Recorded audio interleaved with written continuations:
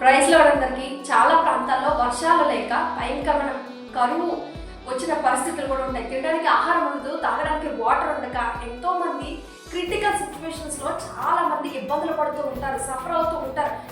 ఎందుకంటే మనకి main important బ్రతకడానికి ఆహారము అలాగే వాటర్ చాలా ఇంపార్టెంట్. అలాంటి పరిస్థితుల్లో తినడానికి ఆహారం లేక తాగడానికి వాటర్ లేకపోతే చాలా కష్టం. అయితే దేవుని వాక్యం ఈ విధంగా సెలవిస్తుంది. నిర్గమకాండం 23:25 దేవుడు ఈ విధంగా మాట్లాడుతున్నాడు. నీ దేవుడైన యెహోవానే సేవింపవలెను, అప్పుడు ఆయన నీ ఆహారమును నీ పానమును దీవించునని దేవుని వాక్యం సెలవిస్తుంది. ఎప్పుడైతే మనం దేవుని సేవిస్తామో అప్పుడు దేవుడు ఎటువంటి పరిస్థితులు వచ్చినా సరే మన ఆహారాన్ని దీవిస్తాడు, మన పానీయాన్ని దీవిస్తాడు.